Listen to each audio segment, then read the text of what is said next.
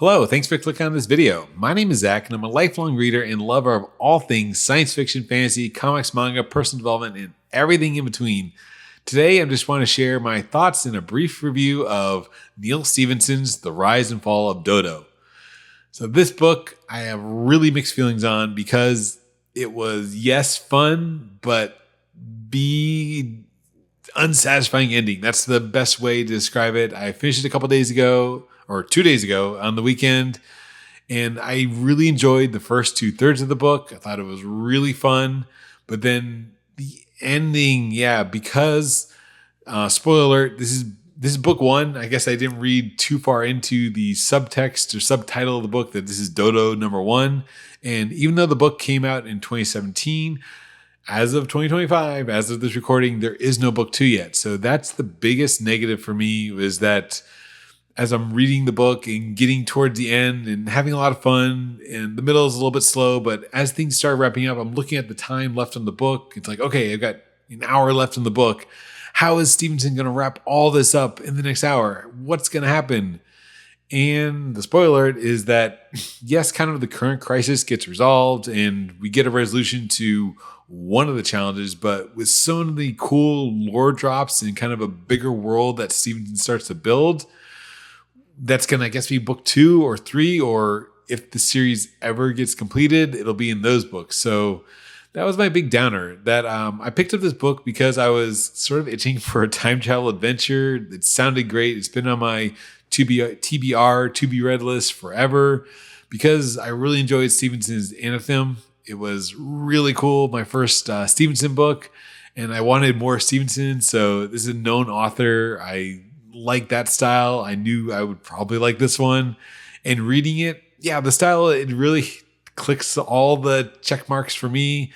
It's kind of like X-Files or Fringe meets time travel. So, or Sliders, I guess, maybe you're talking about just TV shows, because it's time travel, but they're a government agency. So there's a lot of overlap to a show like X-Files or Fringe, where a lot of things are going on.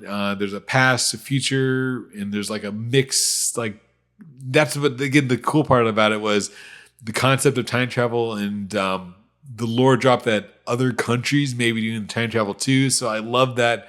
Oh, cool. We're going to get this kind of political thriller because the US is trying to develop our time travel, but we're noticing that other entities are also time traveling and altering the timelines. And how are we going to resolve all that? What's all this going to happen? How is it going to affect our characters when our time travel changes are affecting their time travel changes, and how it all links together? But that's the big kind of mystery and lore and universe that I was itching to learn more on, and how Stevenson's going to handle it.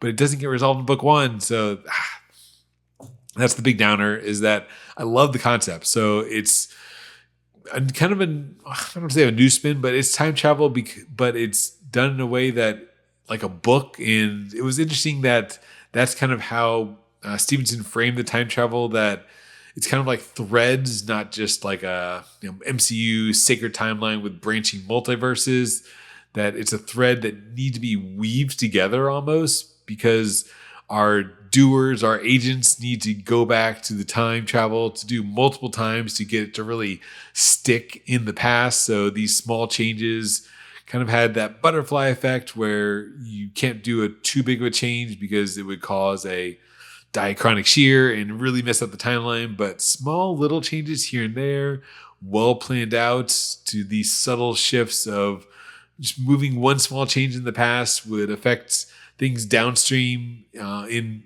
unforeseen ways to the people at the time. But obviously our time meddlers know what's going to happen.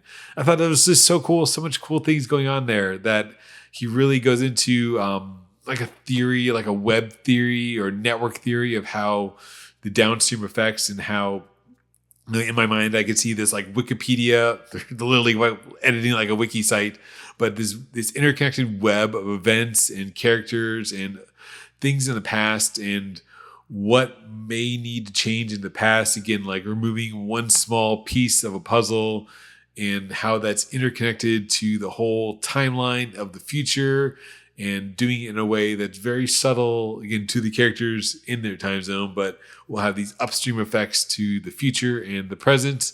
So really cool concept. I love time travel. I'm a huge fan of time travel novels and books and shows and everything. And so I really wanted to love this, and I did love it. So I loved the first couple, first half for sure. First half is very strong. It's a great book. The middle gets a little middling as once the diachronic operations get set up, we kind of get into the more fleshed out exploratory section of the novel where Stephen starts talking about kind of what would happen when this, and I can see why he wrote it this way, because it's what happens when this cool idea by really two people that started, what happens when it becomes like a full-fledged government organization with oversight, with bureaucracy and levels, and how does that evolve? Like I said, they need to be like a wiki to manage all the people, and there's the bureaucracy of government. So I kind of appreciate it for what it was, and he as Stephenson is really showing what really probably would happen if we tried to make time travel a government agency, that there would be layers and the funny anecdotes about writing like a diversity policy.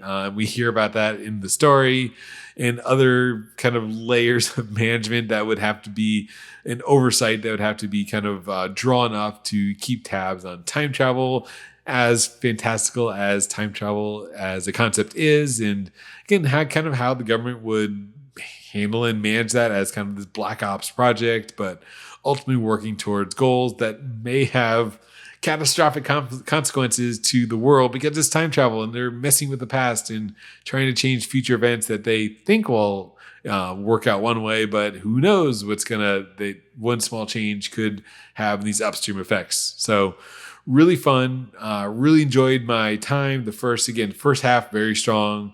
Kind of the middles to the last, the third quarter was interesting as we get to the more bureaucracy part, but then the ending was the only downer because it just doesn't wrap up. So it wrapped up the current plot line, and there is kind of like one storyline that's really driving the narrative. It's in the first chapters that we hear from one character who's stuck in the past, writing this in kind of a retroactive standpoint. She's writing her memoir, but then we meet her in the present, but also flashback to her writing this. But we know it's time travel, so there's got to be some way that she gets sent back from the present to the past, and that's kind of the conflict that we're trying to figure out and resolve.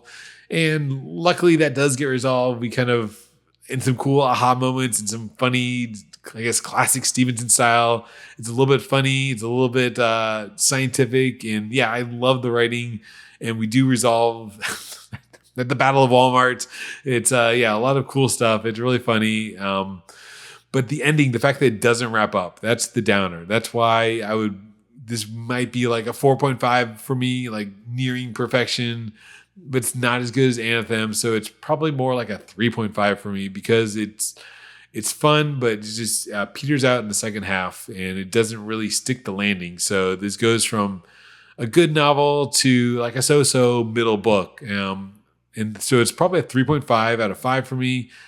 And I say that with a heavy heart because I feel the potential is there. And if I knew there was going to be payoff and I could see the resolution for this, and in retrospect, this might be better with a second book to round out the fates of our characters and this larger world, but all that world building and the cool things I wanted to learn about, I didn't learn about. So that's why I'd have to give this slightly lower rating that I kind of want to. It's a 3.5 out of 5. So that's my view and quick thoughts on Neal Stephenson's The Rise and Fall of D.O.D.O.